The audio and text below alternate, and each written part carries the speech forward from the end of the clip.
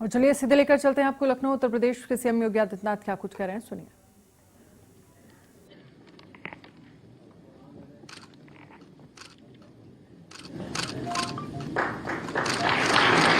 क्षमा।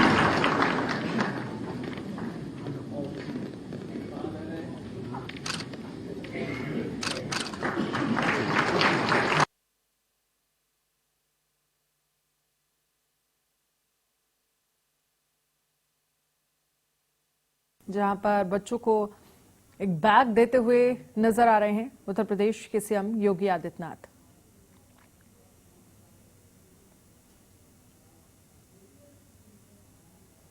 अटल आवासीय विद्यालयों के बच्चों को सौगात यहां पर दी जा रही है। इन सभी बच्चों को इस किट में हाफ शर्ट, हाफ कुर्ता, बहुत बहुत धन्यवाद माननीय, अपना स्थान ग्रहण कर हमें अनुग्रहित करें। इस किट में half shirt, half kurta, trouser, T shirt, track suit, waistcoat, bedsheet, mosquito net, pillow cover, black shoes, white shoes, notebook जैसी तमाम चीजें, जो जरूरत की सारी चीजें हैं, इस किट में इनको माननीय जी द्वारा सौंपी गई हैं। भारत रत्न श्री अटल बिहारी वाजपेयी जी का कहना था कि मेरे पास भारत का एक विजन है, निरक्षरता और अभाव से मुक्त भारत, भूख और भय से मुक्त भारत। अटल जी की इसी संकल्पना को साकार करने को कृत संकल्पित माननीय मुख्यमंत्री जी, जिनकी सकारात्मक सोच और दमदार कार्यशैली का परिणाम है कि उत्तर प्रदेश विकास के नित नए कीर्तिमान स्थापित कर रहा है। मैं ऐसे ही तपस्वी, यशस्वी माननीय मुख्यमंत्री जी से विनम्र अनुरोध करूंगी कि अपने आशीर्वचनों से हमें अनुग्रहित करें, हमारा मार्गदर्शन करें।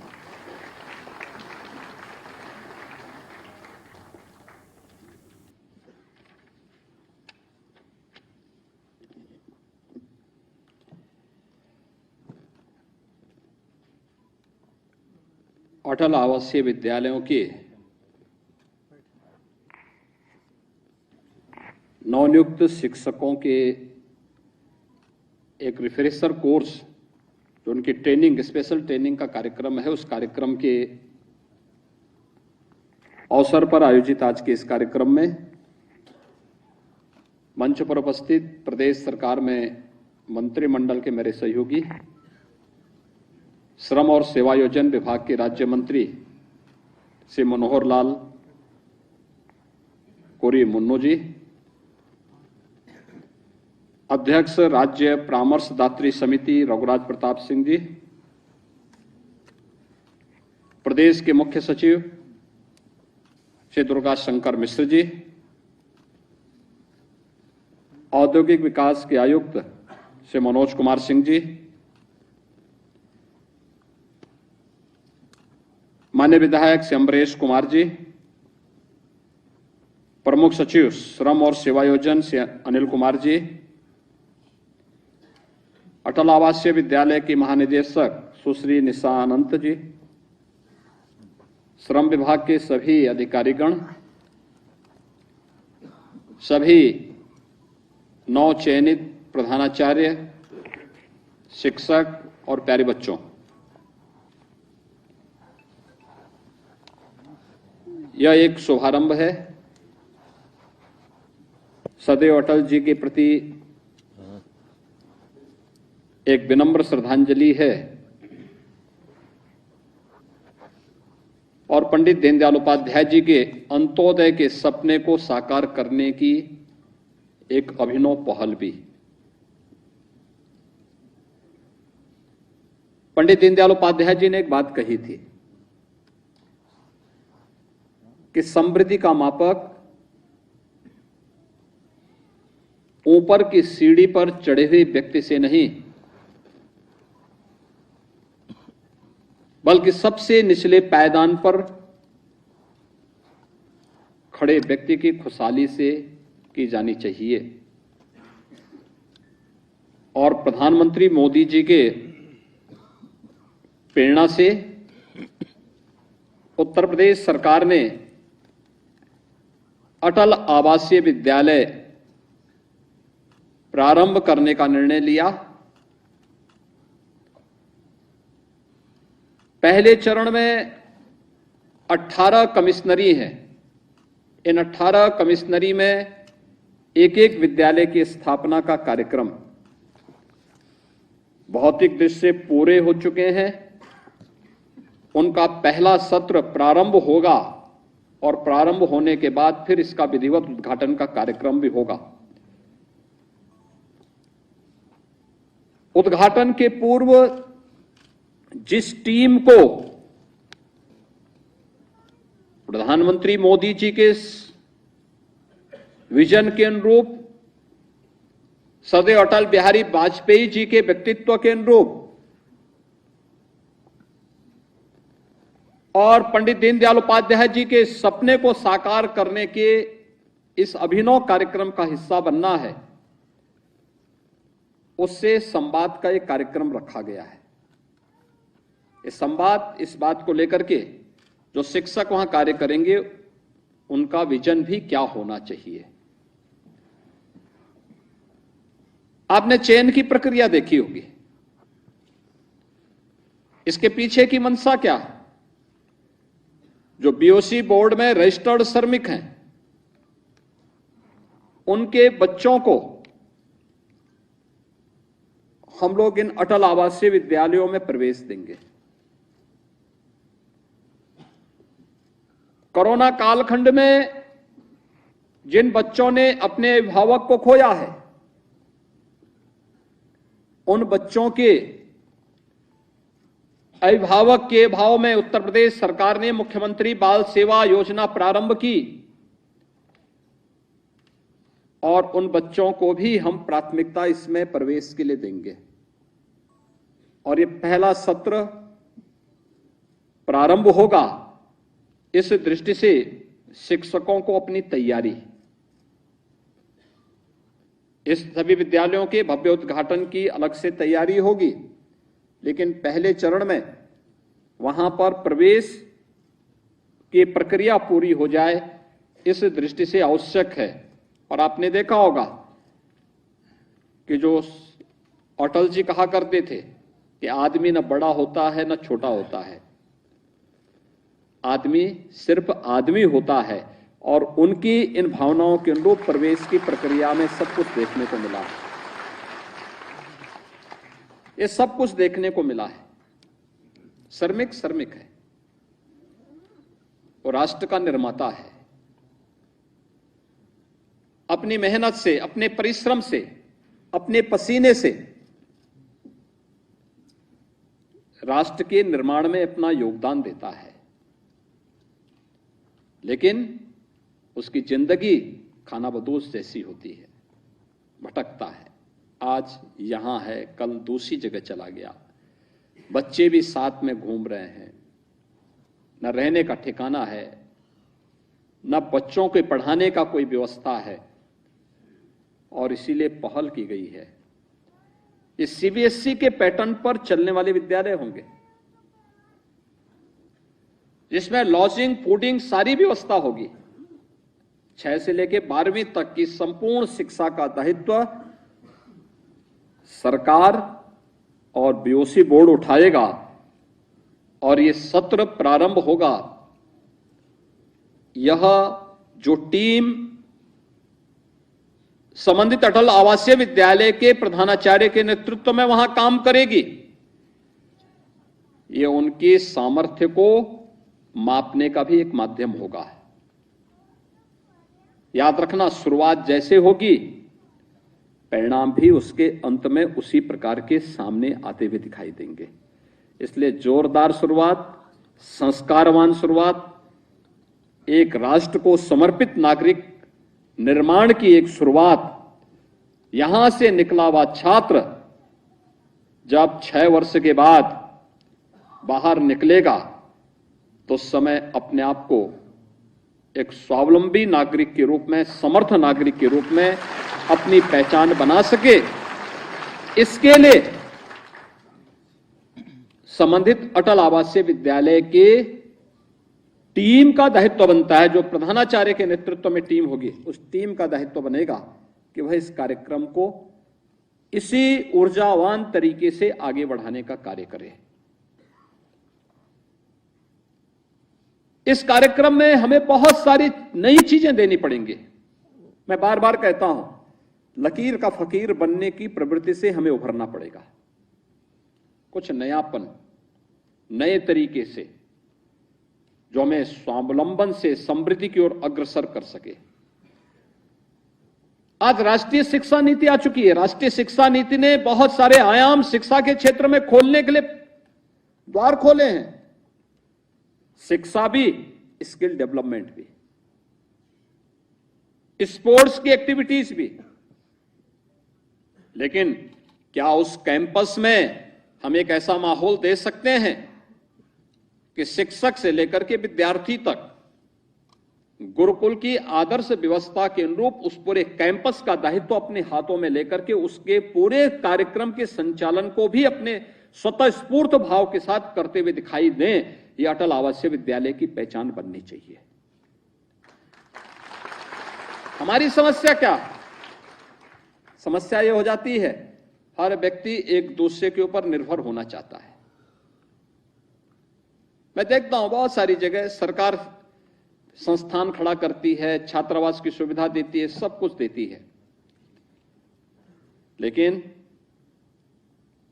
पानी की टोंटी से पानी निकल रहा है, गिर रहा है।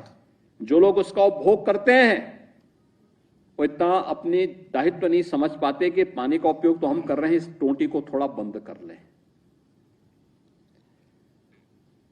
सरकार सुविधा दे रही है, इसलिए मान लिया जाता है कि यह सुविधा फ्री की हो गई, लावारिस हो गई, उसको अनाथ बना दिया जाता है। जबकि उस सुविधा का उपभोग करने वालों का दायित्व बनता है कि हम इसका दुरुपयोग न होने दें, इसका सदुपयोग करें। अगर पानी गिर रहा है तो उसको बंद कर लें।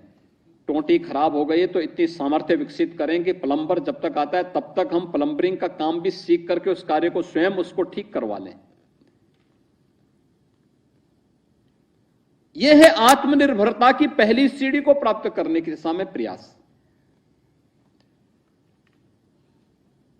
हम लोग देखते हैं भवन पे अच्छा खासा भवन बना है। आप देखिए अटल आवासीय विद्यालयों के भवन हाई क्लास भवन बने हैं, 12 से 15 एकड़ क्षेत्रफल में फैला हुआ है। वहां विद्यालय भी है, स्किल डेवलपमेंट के सेंटर भी हैं, स्पोर्ट्स की भी एक्टिविटीज हैं, मैदान भी हैं, छात्रावास भी हैं, बालक के लिए अलग, बालिकाओं के अलग। लेकिन देखभाल, भवन की साफ सफाई, मरम्मत, कहीं कोई बात होती है, टूट फूट होती है, किन्हीं कारणों से भौतिक चीज है, कोई भी चीज टूट फूट हो सकती है, लेकिन उसकी तत्काल मरम्मत की व्यवस्था होना। हमें स्वयं भी सामर्थ्य विकसित करनी चाहिए कि अगर कोई ऐसी चीज है तो हम उसकी थोड़ा बहुत हम भी सहयोग कर सकते हैं। भवन सरकार बना देती है, व्यवस्था भी दे देती है। जमीन में तो पेड़ नहीं उगते, लेकिन भवन के ऊपर बड़े बड़े पेड़ उगे रहते हैं, बड़े बड़े पेड़ उगे रहते हैं।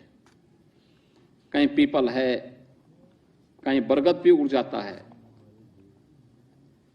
और फिर वह भवन जर्जर हो जाता है। फिर एक समय के बाद 15 साल 20 साल के बाद वह विभाग फिर से आवेदन कर देता, साहब हमारा भवन जर्जर हो चुका है, खंडर हो चुका है। तो मैं कहता हूं यार देखो, तुम लोगों ने जब शुरुआत की होगी तब खंडर नहीं था, तब अच्छा खासा भवन दिया था।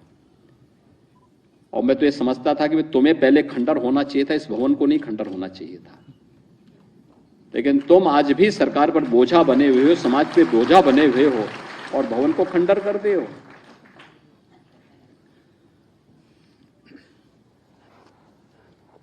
समृद्धि की तरफ वह समाज अग्रसर होगा जो स्वावलंबी होगा, आत्मनिर्भर होगा। अगर भवन में पेड़ जमा है उसको उखाड़ कर फेंक देना हमारा दायित्व बनता है, क्योंकि हमने वहां रहना है, हमारी आजीविका वहां से चल रही है, हमारे राष्ट्र की नींव को मजबूती प्रदान करने का दायित्व उस संस्था के ऊपर है, और दायित्व उस कार्य को आगे बढ़ा रहा है और उस कार्यक्रम को हमें उसी रूप में आगे बढ़ाना होगा। ये व्यवस्था साथ साथ अनुशासन को हर हाल में मेंटेन करना, अनुशासनहीनता के लिए कहीं कोई जगह नहीं होनी चाहिए। किसी भी स्तर पर, प्रिंसिपल हो, शिक्षक हो, शिक्षणोत्तर कर्मचारी हो, छात्रों का हो, छात्राओं का हो, ये स्वतःस्फूर्त भाव के साथ संस्थाएं चलती हुई दिखाई देनी चाहिए। इस प्रकार का एक स्थिति वहां पैदा करने की आवश्यकता है। अगर आप करेंगे तो आप अच्छा कर पाएंगे, लोगों के सामने एक उदाहरण प्रस्तुत कर पाएंगे। जो सरकार ने क्वालिटी तय की है मेस की, और सुविधा वहां मिले। जो सरकार ने एक व्यवस्था बनाई है पठन पाठन की, वह वहां लागू हो। वर्ष भर का शैक्षिक कैलेंडर सत्र प्रारंभ होने के पहले ही जारी हो जाना चाहिए। वर्ष भर में कहां कहां कब कब क्या कार्यक्रम होने हैं, और फिर यह भी तय होना चाहिए कि समय समय पर अटल आवासीय विद्यालयों की आपसी प्रतियोगिताओं को, कभी डिबेट की प्रतियोगिता हो सकती है,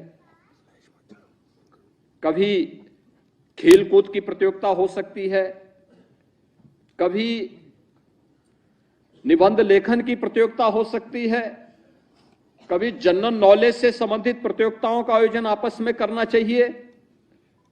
अलग अलग प्रकार की चीजों की गतिविधियों का केंद्र भी इसके साथ बनता हुआ दिखाई देना चाहिए। ये सब चीजें जब एक साथ चलेंगी तो आप कुछ नयापन दे पाएंगे। देश और समाज के अंदर घटित होने वाली घटनाओं की जानकारी रखना, देश के अंदर क्या हो रहा है, समाज के अंदर क्या कुछ घटित हो रहा है, शासन की योजनाएं किस रूप में क्रियान्वित हो रही हैं, इन सब की भी जानकारी रखना। लाइब्रेरी के प्रति बच्चों को आग्रही बनाना, उसको व्यवहारिक बनाने का प्रयास होना। ये सभी चीजें अगर आपके साथ एक साथ लेकर के चलेंगे, इसके बहुत बेहतर परिणाम आएंगे। और इसलिए ये सभी दायित्व शिक्षकों का हो। नियमित मॉर्निंग असेंबली हो, प्रार्थना सभा में सब बच्चे आए, एक साथ खड़े हों, वहां पर भारत की परंपरा के बारे में बताइए।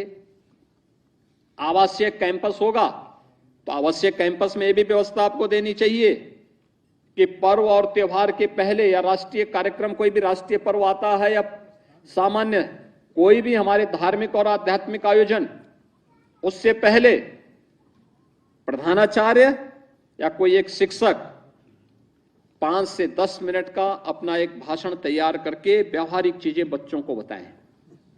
15 अगस्त के दिन आयोजन क्यों होता है, अगर आप बच्चों को बताएंगे नहीं, उसको पता नहीं होगा। एक दिन पहले बताइए और अगले दिन के कार्यक्रम में सबको सहभागी बनाइए। कार्यक्रम अचानक नहीं होगा, रिहर्सल होना चाहिए।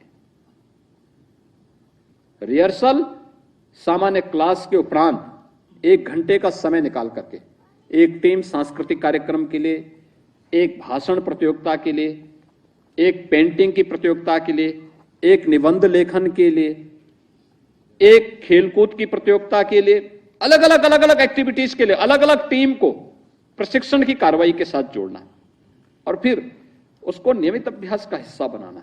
आप देखेंगे आपका विद्यालय तेजी के साथ आगे बढ़ेगा। और इसको साप्ताहिक कार्यक्रम का हिस्सा बनना चाहिए, नियमित रूप से बनाया जाना चाहिए। दीपावली आई, दीपावली के अवसर पर विद्यालय में सामान्य पठन पाठन बंद होगा, लेकिन दीपावली की पूर्व संध्या पर एक दिन बच्चों को मॉर्निंग असेंबली में ही प्रिंसिपल के माध्यम से या किसी योग्य शिक्षक के माध्यम से वहां से दीपावली के महत्व के बारे में लोगों बच्चों को बताया जाए। दीपावली क्यों है? पर्व का मतलब एकांकीपन थोड़ा है, पर्व का मतलब सामूहिकता का दर्शन है। दीपावली का मतलब हम सब मिलकर के अपनी खुशियों को एक साथ वहां पर बांटें, एक साथ मिलकर के उस आयोजन के साथ शामिल हों। अटल आवासीय विद्यालय जैसा दूसरा अवसर कहां इसमें मिल सकता है, और उन कार्यक्रमों को इसके साथ जोड़ना। होली क्यों मनाया जाता है, उसके पीछे का मंशा क्या है? एक उसका आध्यात्मिक और धार्मिक पक्ष होगा, लेकिन दूसरा उसका प्रेरणादायी पक्ष क्या है? प्रेरणादायी पक्ष भी तो होगा इसमें, उसके बारे में भी वहां अवगत कराना। बच्चों को बताना, सही मार्ग पर चलने के लिए प्रेरित करना। दुष्प्रवृत्ति और दुराचारी कितना भी महान क्यों न हो, कितना भी बड़ा क्यों न हो, कितना भी वह व्यक्ति महानता बनने का ढोंग क्यों न कर रहा हो, लेकिन वह कभी सफल नहीं होता जीवन में, अंततः उसको विफल होना ही पड़ता है। हर पर्व और त्योहार इस प्रकार की प्रेरणा देते हैं। 26 जनवरी आएगी, क्या महत्व है इसका? गणतंत्र दिवस का महत्व क्या है? अगर हम एक दिन पहले बच्चों को इसके बारे में बता करके फिर मुख्य आयोजन में इसमें बच्चों से ही भाषण करवाएं, रिहर्सल करवाएं, उस दिन उनका संभाषण हो, अभिभावकों को भी आमंत्रित करिए, समाज से जुड़े हुए संभ्रांत नागरिकों को भी इसके साथ जोड़िए। आप देखेंगे एक नयापन आपके कार्यक्रम के बारे में, आपके बारे में समाज की धारणा बदलेगी। और ये पहले चरण में हम 18 स्थानों पर विद्यालय का शुभारंभ इस सत्र में करने जा रहे हैं। अगले चरण में इसका विस्तार भी होगा। बेसिक शिक्षा परिषद भी जो बचे हुए 57 जनपद हैं, इन जनपदों में इसी तर्ज पर एक एक विद्यालय खोलने जा रहा है और उन